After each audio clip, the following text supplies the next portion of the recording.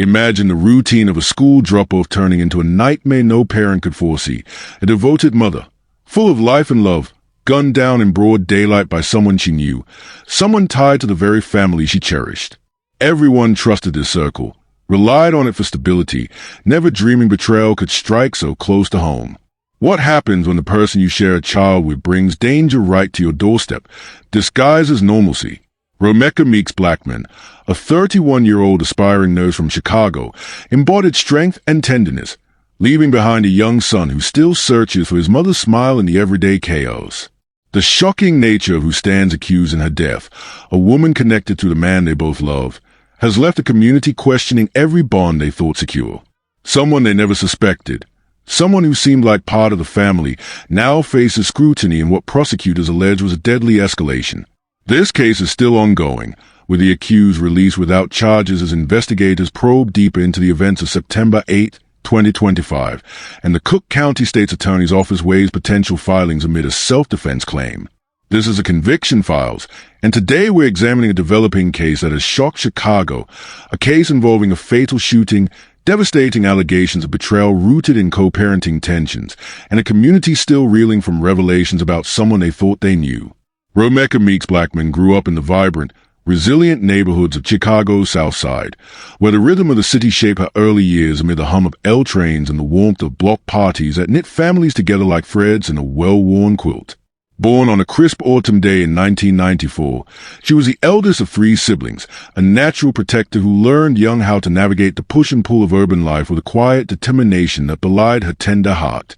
Her mother, Tina McMillan, often recalled how Romeca would organize impromptu games for the neighborhood kids, turning cracked sidewalks into playgrounds of imagination, her laughter echoing like a beacon against the backdrop of sirens that too frequently pierced the night. Friends described her as a glue in any group, the one who remembered birthdays with handwritten cards and showed up unannounced with homemade meals during tough times, her empathy a force as unyielding as the steel girders of the Willis Tower. In her professional life, Romeca pursued a calling that mirrored her nurturing spirit, nursing. Enrolled in classes at a local community college, she balanced shifts as a certified nursing assistant with the demands of motherhood, her scrubs a badge of her commitment to healing others. Colleagues at the healthcare facility where she worked praised her steady hands during long night shifts, how she whispered encouragement to anxious patients, turning sterile rooms into spaces of solace. She had this way of making you feel seen. One co-worker shared in a tearful interview with local news outlet WGN-TV shortly after the tragedy. Romeca didn't just care for bodies, she mended spirits. Her daily routine revolved around these acts of service, rising before dawn to pack lunches, stealing moments to study flashcards between errands, and collapsing into bed with dreams of walking across a graduation stage, diploma in hand, one step closer to easing the world's pains. Beyond the grind, Romeca's passions painted her world in vivid colors. She adored R&B soul music, curating playlists that blended classic Anita Baker tracks with contemporary SZA vibes, often dancing barefoot in her living room to shake off the day's weight. Weekends found her at Lake Michigan's edge, toes in the sand, sketching wildflowers in a worn notebook or volunteering at community health fairs, where she'd hand out flyers on wellness with her infectious smile. Her love for baking was legendary among friends, chewy chocolate chip cookies fresh from the oven, shared at gatherings where stories flowed as freely as the laughter. Romeca dreamed big for her future, a cozy home with a garden where her son could chase fireflies, a nursing degree framed on the wall, and perhaps one day, a family of her own expanded by choice, not chance. "I want to build something lasting," she confided to her sister in a late-night call, her voice steady with resolve. For him, for us. Relationships anchored Romeca's life, none more than a bond with her 5-year-old son, whom she called her little heartbeat. Single motherhood never dimmed her light. Instead, it amplified it. She navigated co-parenting with a grace that masked the strains, prioritizing her boy's joy above all. First day of school photos meticulously staged, bedtime stories laced with lessons on kindness. "You're the coolest, smartest, and funniest kid I know," she'd written in a note tucked into his lunchbox that fateful Monday, words now etched in the hearts of those who knew her. Family ties ran deep. Holidays at Tina's table brimmed with her famous mac and cheese, debates over the best deep dish pizza spots, and plans for summer road trips to Indiana Dunes. Romeca's trusting nature shone here. She extended olive branches, forgave slights, believed in second chances because she'd always given them herself. Romeca saw the good in everyone. Her cousin Ciadra Bay said at a vigil, voice cracking with emotion. She poured love into people until it overflowed. Yet that openness made her vulnerable, a trait her loved ones now reflect on with a mix of admiration and ache. A memory that captures Romeca's essence lingers from last summer, a family picnic in Washington Park, where she chased her son through sprinklers, her sundress soaked, shrieks of delight mingling with a splash of water. As the sun dipped low, she gathered everyone for a circle of gratitude, each sharing one thing that made the day bright. "Here's this moment, right here, with all of you." What made Romeca special was this unfiltered joy, her ability to weave light from life's threads, leaving an indelible mark on every soul she touched. In a city that tests resilience daily, she stood as a testament to grace under pressure, her legacy a call to cherish the ordinary miracles. As Tina McMillan put it in a raw interview with CBS Chicago, "Romeca was my baby, my light. She deserved the world, not this darkness."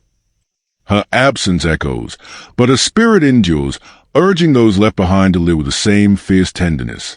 In the tight-knit web of co-parenting and shared histories that define Romeca's world, Quadaja Holly Johnson emerged as a figure of apparent steadiness, the kind of person who blended seamlessly into family gatherings and everyday routines without raising a single eyebrow. To those who knew her through mutual connections in Chicago's South Side, Johnson appeared as a devoted partner and mother, her presence a comforting constant in the life of the man who fathered Romeca's son. Born and raised in the same bustling neighborhoods as Romeca, she navigated the city's pulse with an easy confidence. Her social media feeds a curated gallery of beach days with toddlers in tow, holiday feasts laden with soul food platters, and motivational captions about resilience and family first.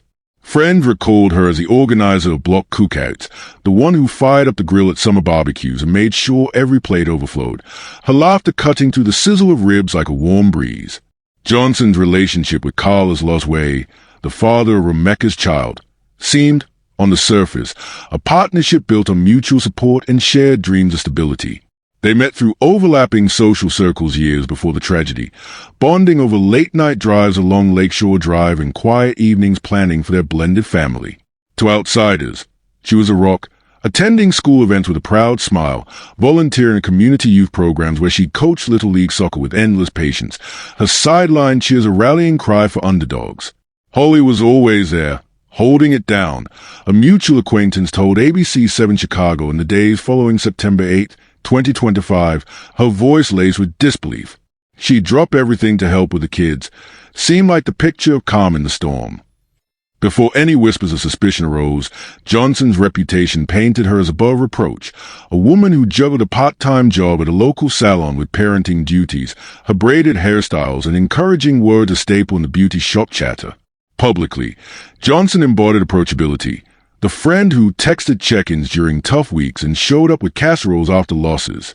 Her Instagram stories brimmed with glimpses of normalcy, family portraits and matching outfits for Easter, workout selfies captioned "Strong for my squad," and posts celebrating small victories like her daughter's first steps or successful co-parenting handoff. No one could recall a raised voice or a hint of volatility.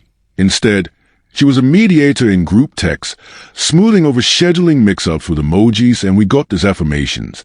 Why nobody suspected her initially stemmed from this facade of reliability. She volunteered at church drives, her name synonymous with dependability in parent-teacher associations. She was the last person you'd think capable of anything like this, a former co-worker shared with WGN-TV, shaking her head at the irony. Holly always talked about protecting her peace, keeping things positive for the babies. Quotes from those early days echo this innocence. "She's got a heart of gold," one neighbor said in a pre-arrest profile, unaware of the storm brewing.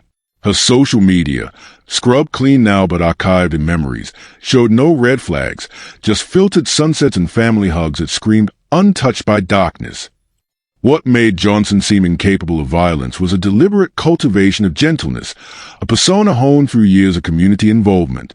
She led parenting workshops at local centers, sharing tips on blended families with a vulnerability that disarmed listeners. "Love wins when we choose grace," she'd say, her words landing like soft rain on parched soil. Before September 8, 2025, when everything the community thought they knew would be called into question, Johnson stood as a pillar, her life a testament to turning pages without tearing them. These were the perceptions that painted her as the ideal co-parent, the trusted ally in a complicated dance of shared custody and second chances, a woman whose shadow held no secrets, or so it seemed. Chicago's South Loop pulses with a unique energy, a blend of historic brownstones rubbing shoulders with gleaming high-rises, where the clang of the CTA Red Line overhead mingles with the chatter of families heading to school. This neighborhood, straddling the line between urban grit and revitalized charm, fosters tight social dynamics. Block clubs that organize toy drives, corner stores where regulars swap stories over coffee, and schools like the one near Cermak Road and State Street that serve as hubs of community pride.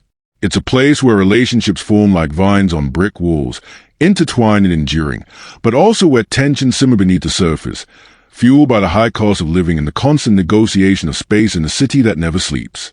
Local news from outlets like the Chicago Tribune highlights how these streets, once shadowed by industrial decay, now host farmers' markets and art walks, yet gun violence remains a stark undercurrent.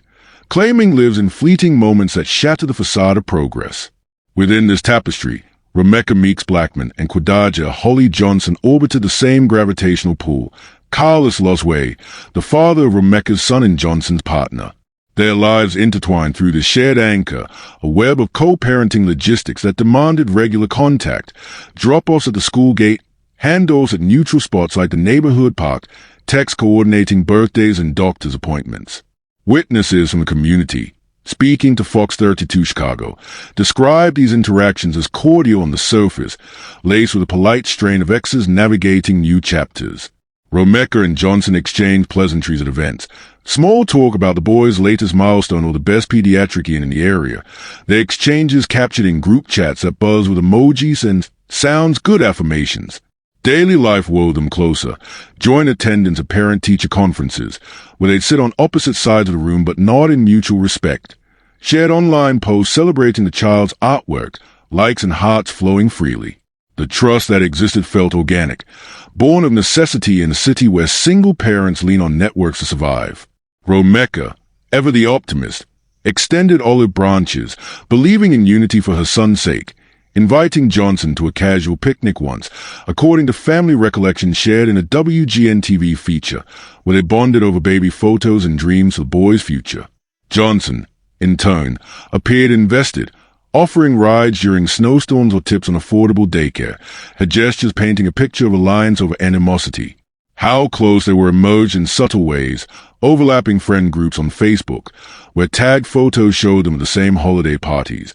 Mutual acquaintances who mediated minor spats with "you're our family now" reminders.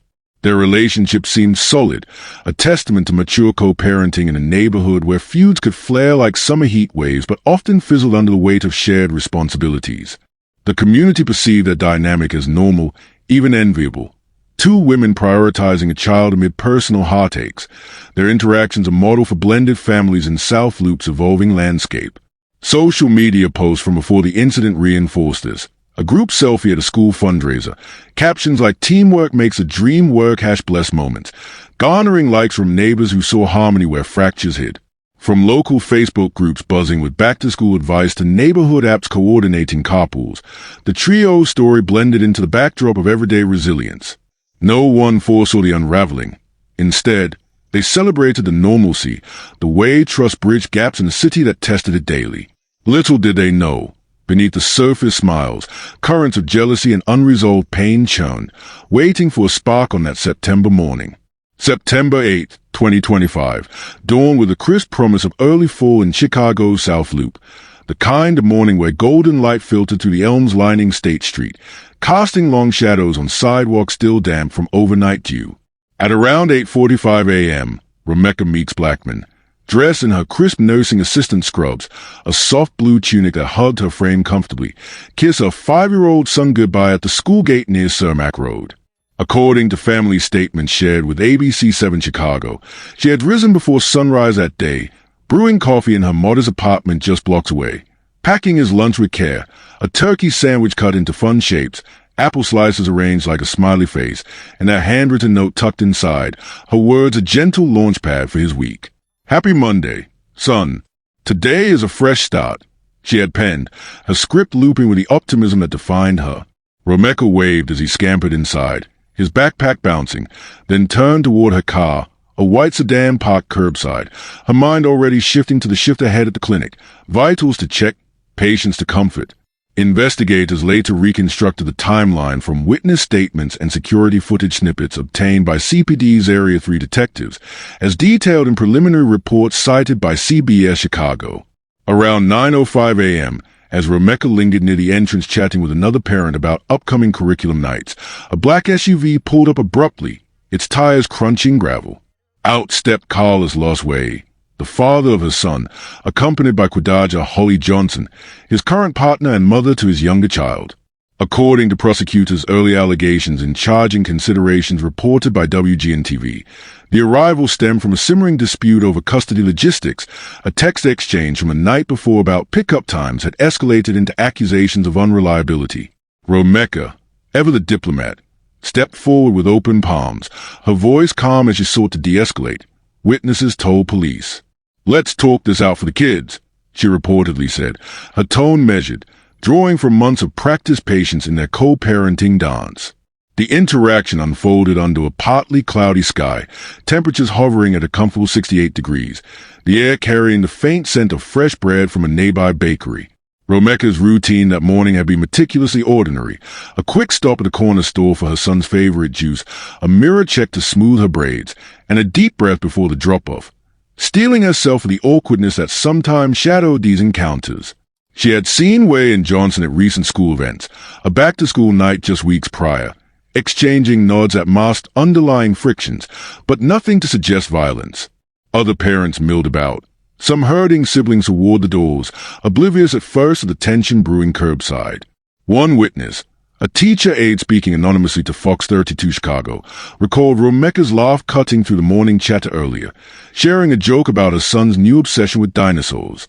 As the conversation heated, according to police reports summarized in an ABC7 Chicago follow-up, Way positioned himself between the women, his stance protective yet escalating. Romeca pressed for clarity on the weekend visitation schedule, her hands gesturing emphatically but not aggressively, cell phone footage from a bystander's dashcam later confirming her non-threatening posture. Johnson, standing a few feet away, interjected with raised volume, the exchange drawing glances from passing commuters. The school's last confirmed sighting of Romeca came at 9:10 a.m., captured on exterior cameras as she leaned against the sedan, phone in hand, perhaps texting a co-worker about being late. Environmental details painted a scene of deceptive normalcy, birds chirping in the budding trees, the distant rumble of the Dan Ryan Expressway, children's voices spilling from open windows. By 9:20 a.m., the dispute had intensified, with Way allegedly grabbing Romeca's arm to pull her back, per eyewitness accounts relayed to detectives. Romeca's final moments unfolded in this familiar setting, made steps from where she had waved her son inside, her trust and resolution clashing with a rising storm.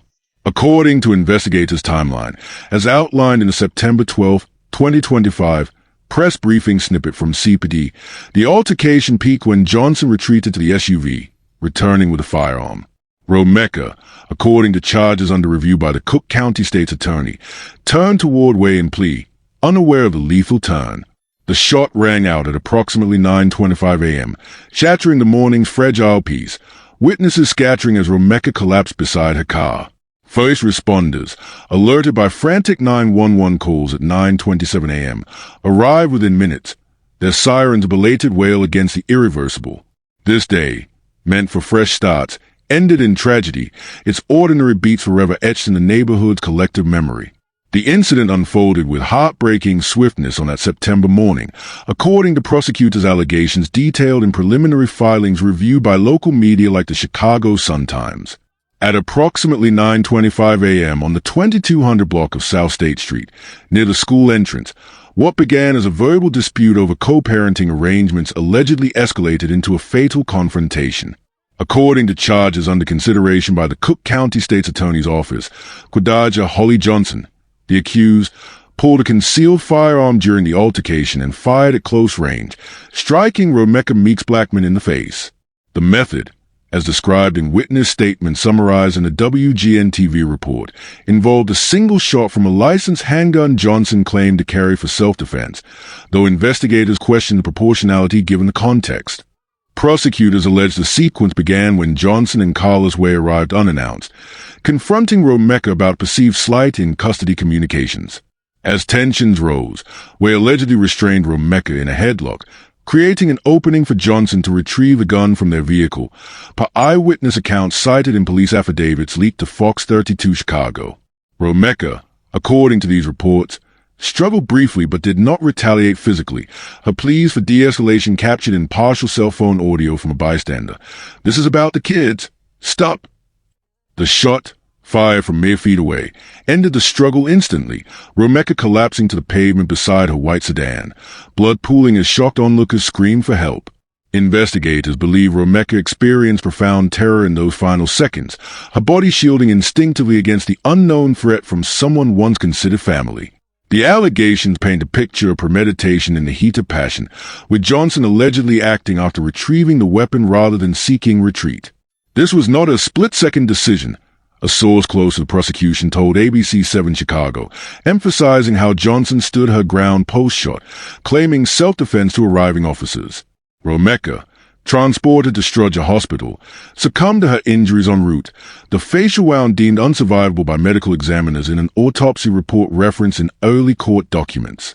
Respectfully, what Romeca endured, betrayal from a co-parenting ally, violence in a space meant for safety, underscores the prosecutor's claim of disproportionate force, though the defense counters with assertions of imminent threat.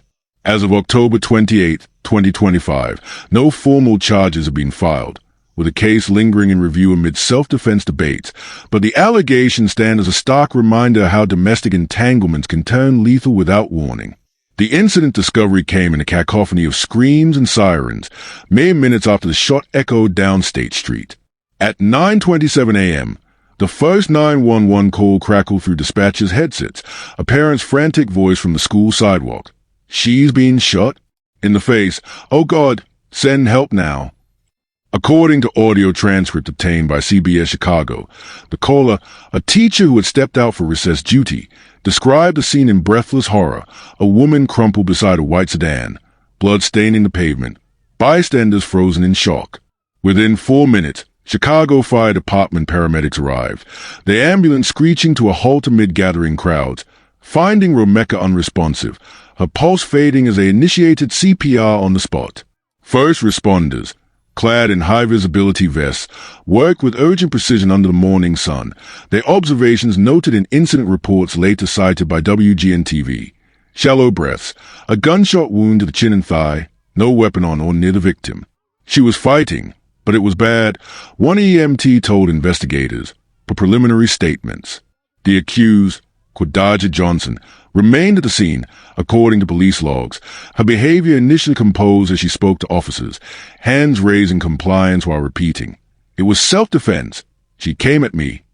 Witnesses described her as standing apart, phone in hand, appearing distraught yet cooperative, directing paramedics to the car's glove compartment where the firearm was allegedly stored post-incident. This demeanor struck some as appropriate for someone claiming protection, though others noted a chilling detachment. One parent telling Fox 32 Chicago she just watched while they worked on her, like it was someone else's nightmare. Johnson's actions during this chaos aligned with those of an innocent bystander at first glance, stepping back to allow medics access, providing her concealed carry license when asked, her voice steady as she recounted the altercation to arriving patrol units.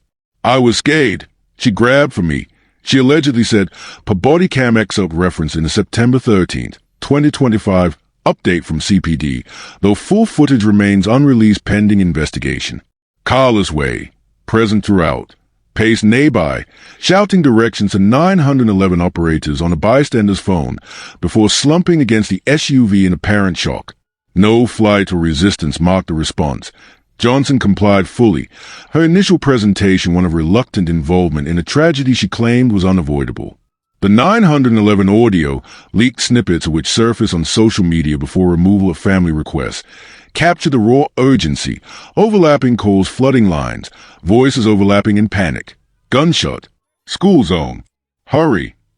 As dispatchers coordinated ambulances and lockdowns, Romeca was loaded onto a stretcher at 9:35 a.m., en route to Strudger where she was pronounced dead upon arrival. Johnson's measured tone during questioning, as noted in affidavits, fueled early self-defense narratives, her cooperation a shield against immediate cuffs. This initial response, fraught with confusion, set the stage for the probe ahead, when normalcy masked the horror unfolding on the street meant for beginnings. Investigators descended on the 2,200 block of South State Street like a swarm, cordoning off the area with yellow tape that fluttered in the breeze, turning a routine school zone into a grim tableau. According to public documents from CPD's September 10, 2025, search warrant return, physical evidence collected included a 9mm semi-automatic pistol from the Black Sub's glove box, its serial number traced to Johnson's concealed carry permit. Bullet casings, one spent round near the white sedan, were bagged alongside blooded pavement samples, the metallic tang lingering as forensics teams photographed the skid marks from Way's abrupt stop.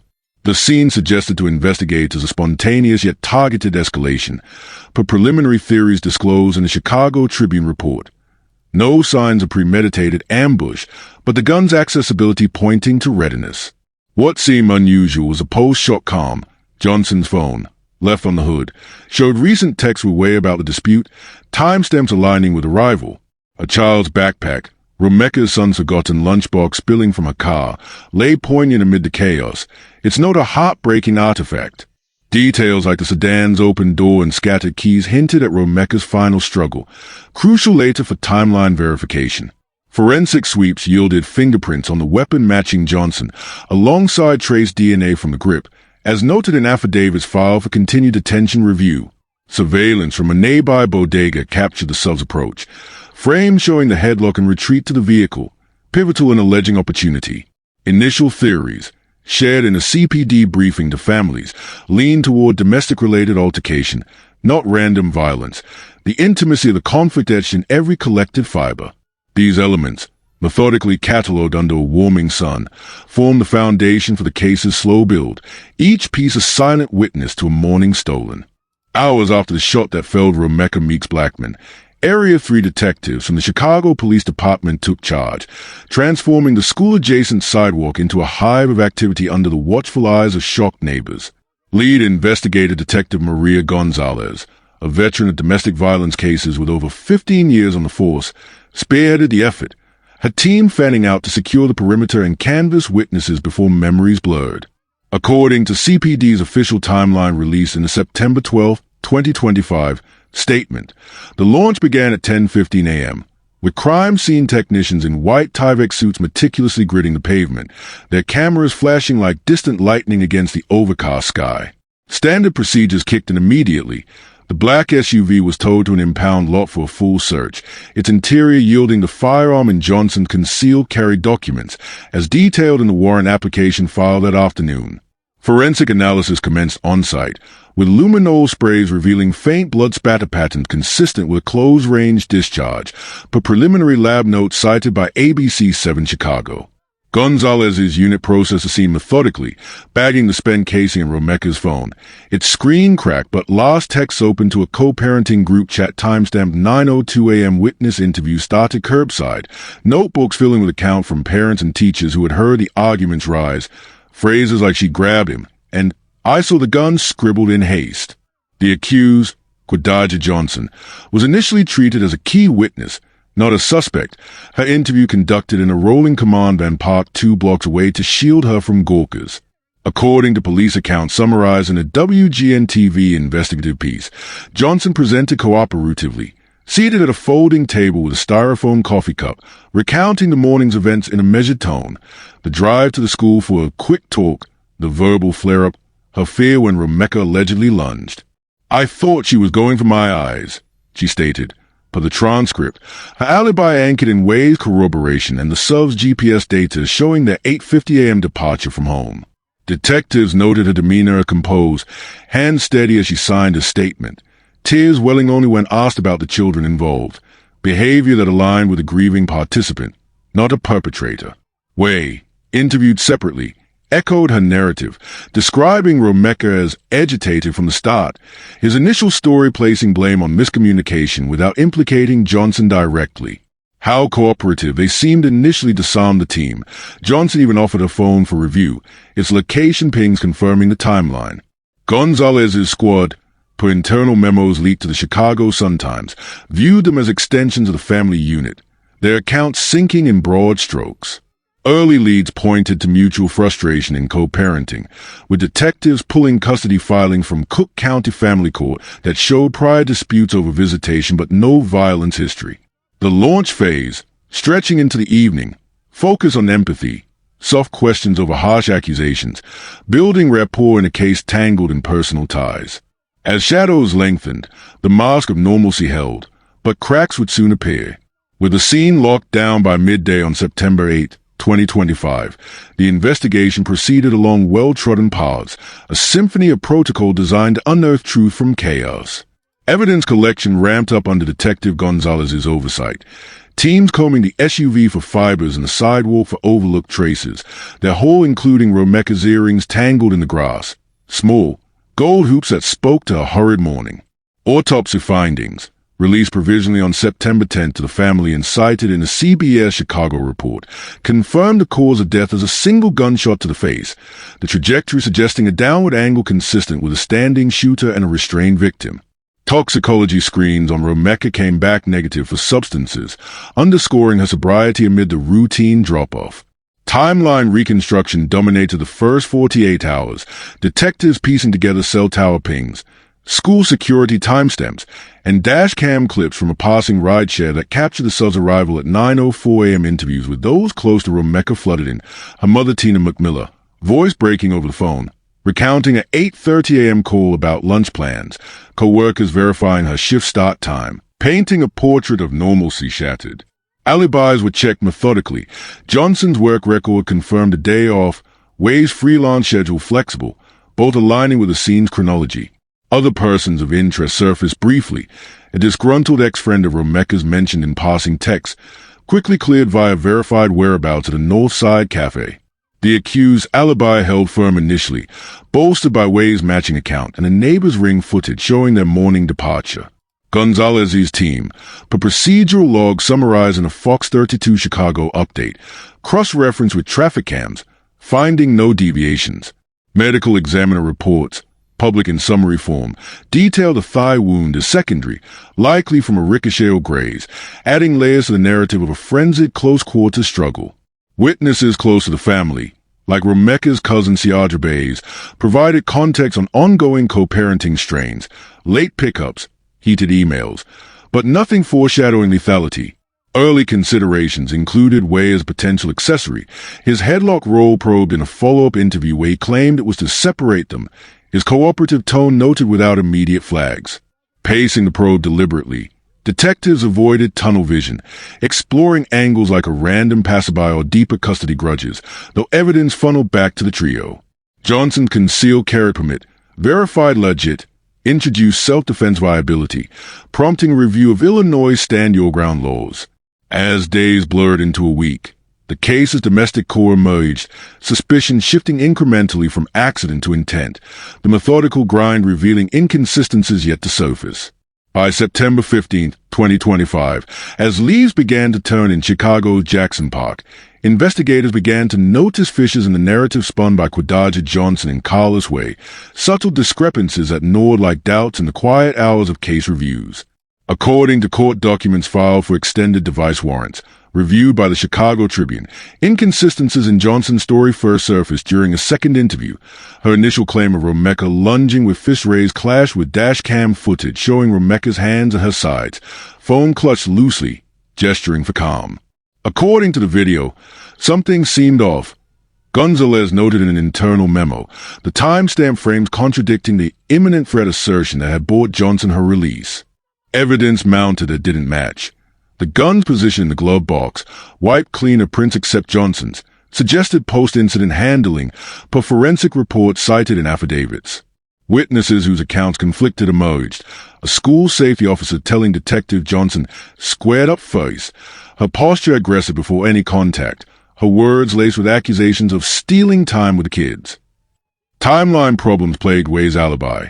His phone pinged a gas station 2 blocks away at 9:12 a.m., implying a deliberate detour rather than a spontaneous stop, a detail he omitted in his first statement. Small details didn't make sense. Johnson's fearful retreat to the SUV captured on bodega cam showed no haste, her stride measured as if retrieving a forgotten item, not a weapon in panic. Digital evidence cracked the facade wider. Phone records, subpoenaed and analyzed by CPD's cyber unit, revealed a flurry of text from Johnson to Way the night before.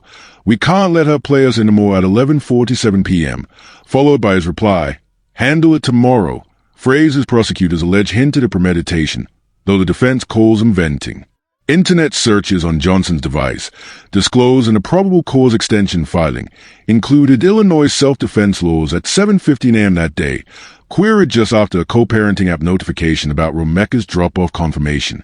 Behavior seemed off too. Post-shot, Johnson scrolled her phone calmly while paramedics worked, a 911 operator's audio capturing her asking Way, "Did you get the kids' lunches?"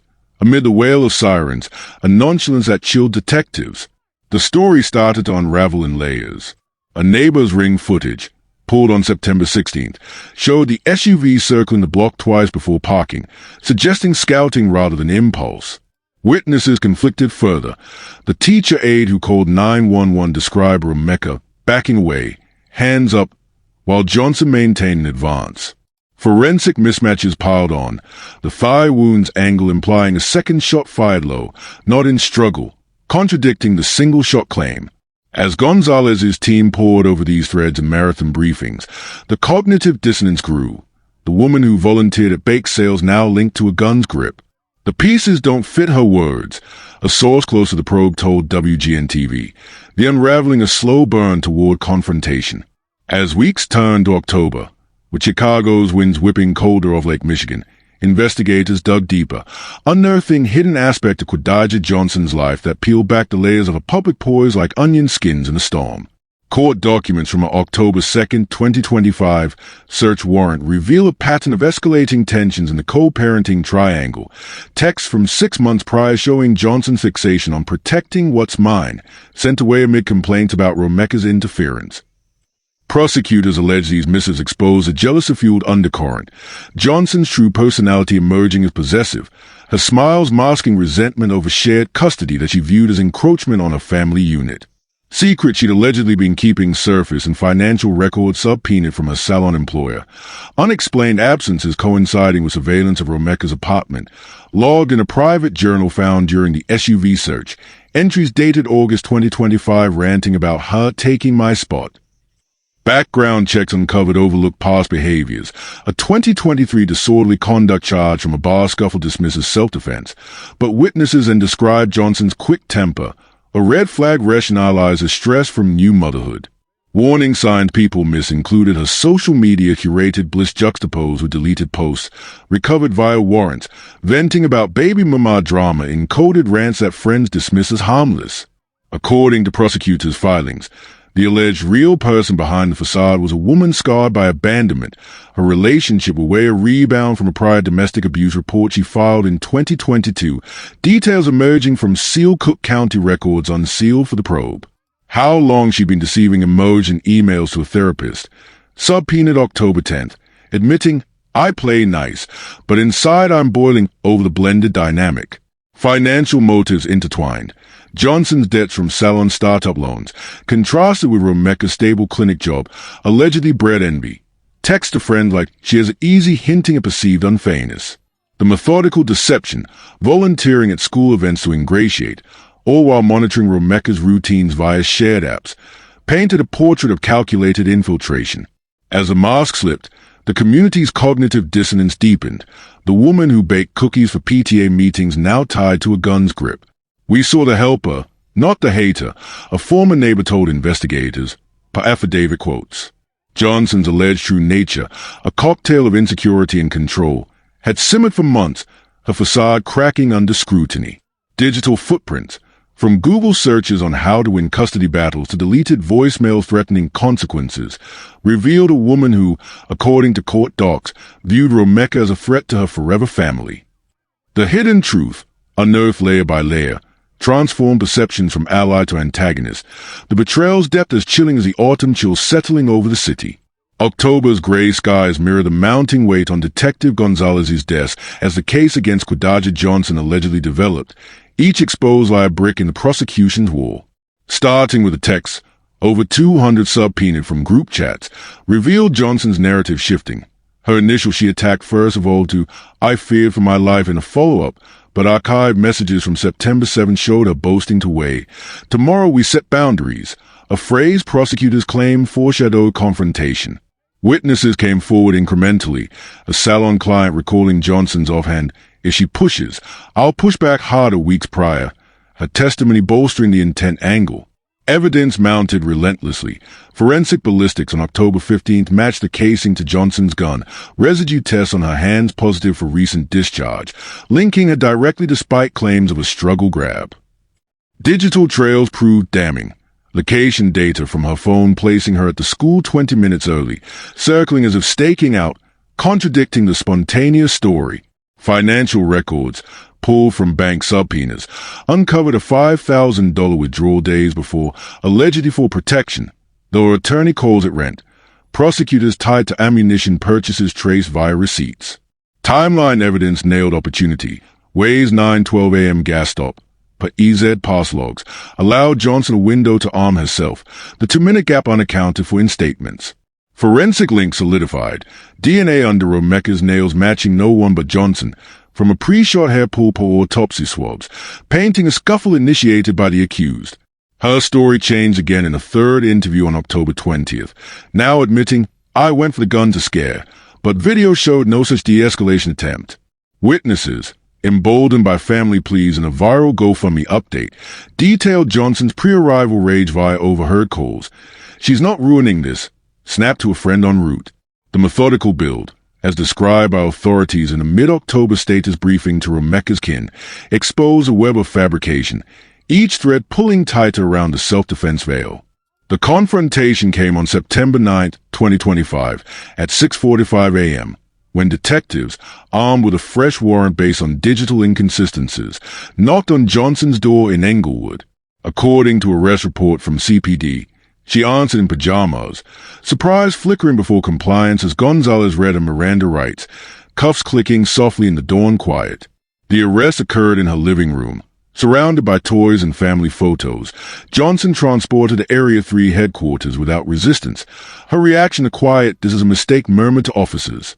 Way, questioned simultaneously across town, maintained silence after consulting counsel, his presence at the scene no longer alibi but anchored to the charge.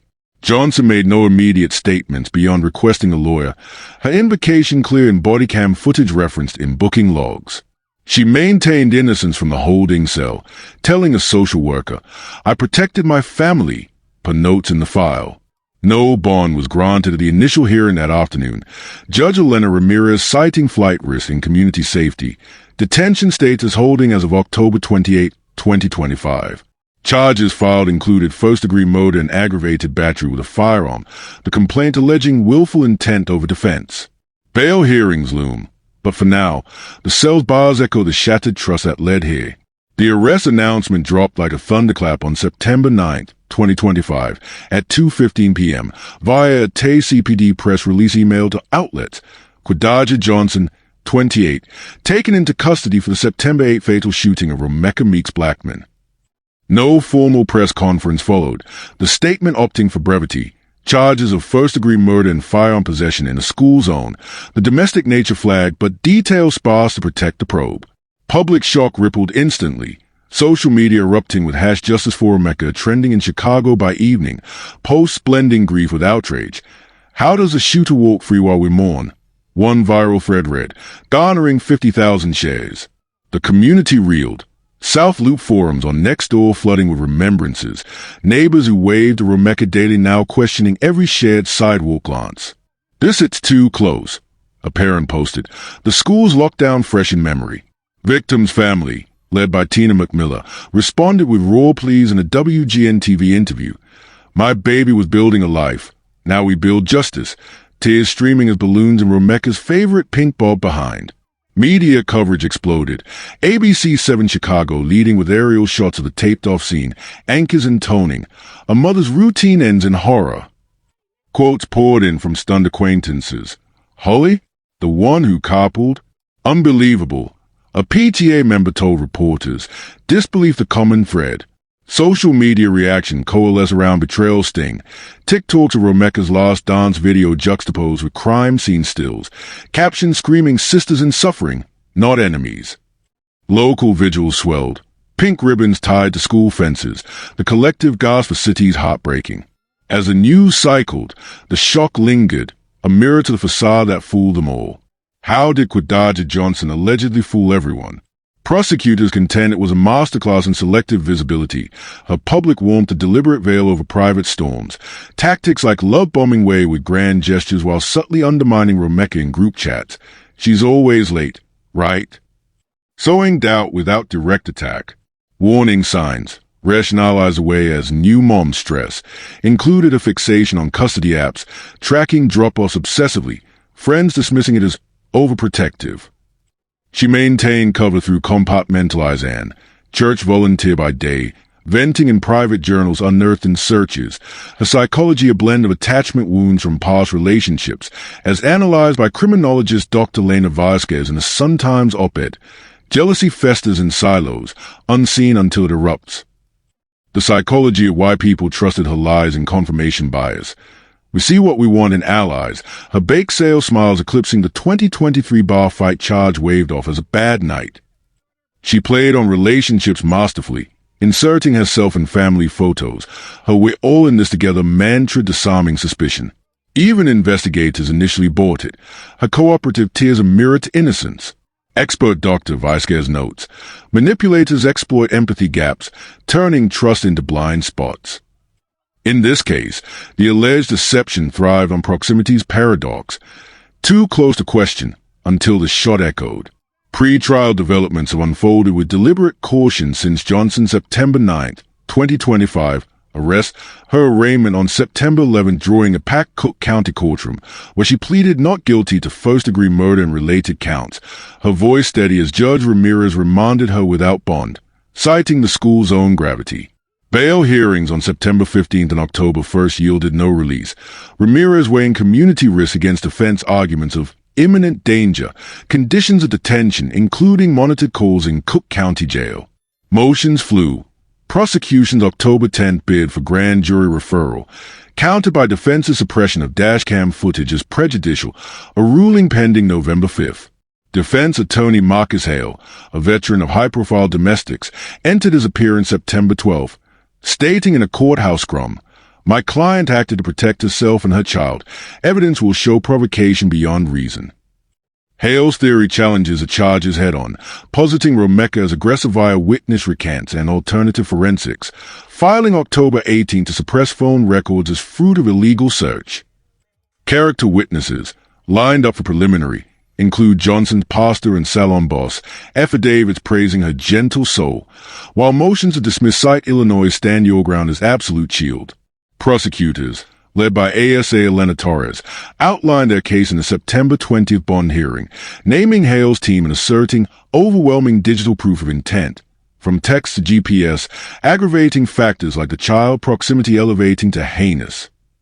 Torres cited the autopsy's close-range confirmation, evidence like residue tests, irrefutable. Her statements to media, this wasn't defense, it was execution of resentment. Dramatic moments punctuated hearings. October 1's emotional testimony from a witness, voice breaking as she recounted the headlock.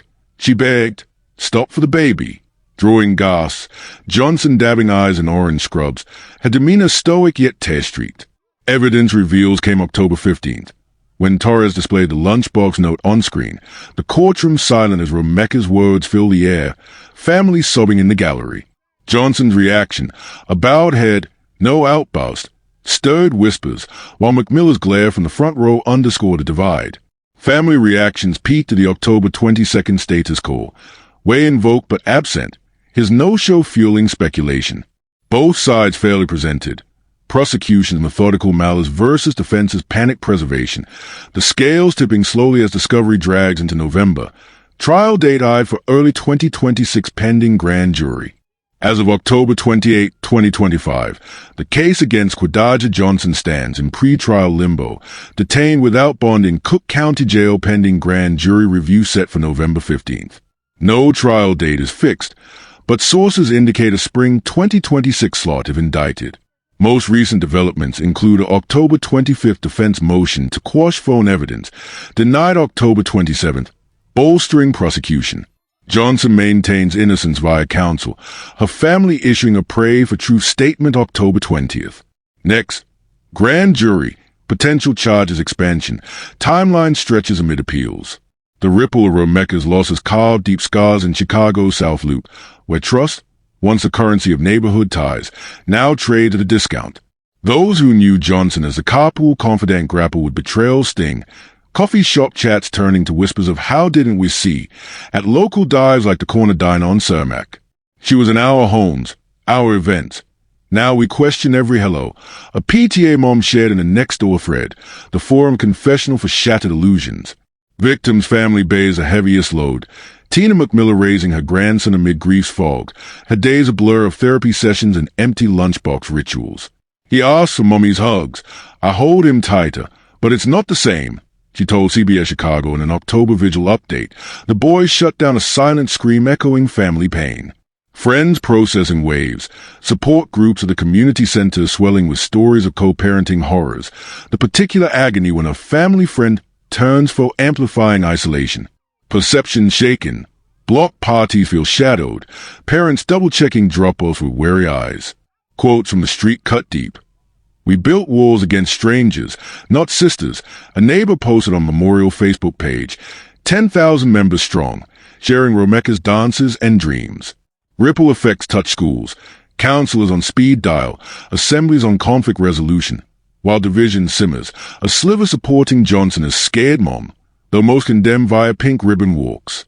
Support for McMiller flows through the verified GoFundMe, $45,000 raised for therapy and tuition, a lifeline in Losos void.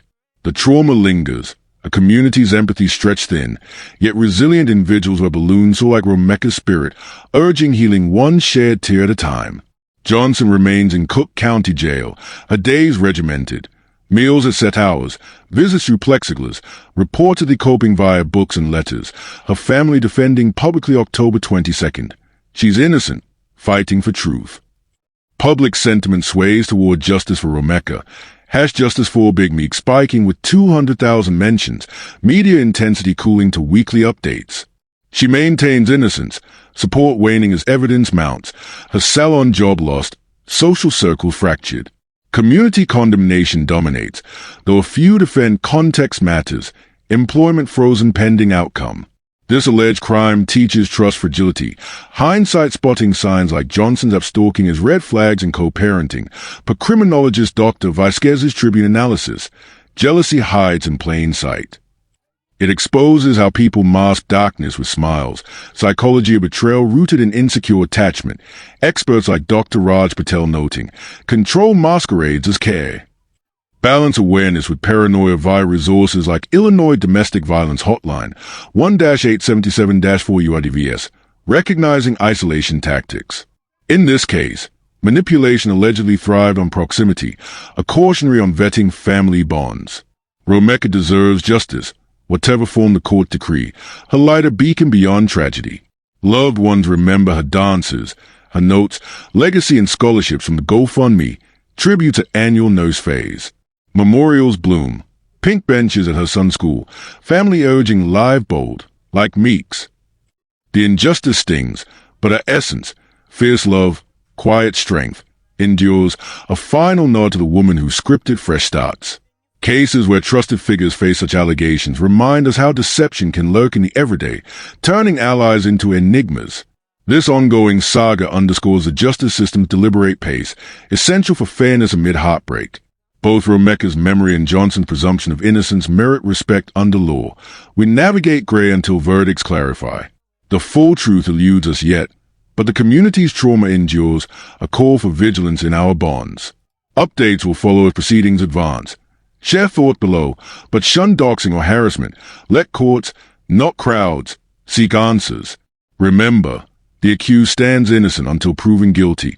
Contact no one involved. Spread no rumors.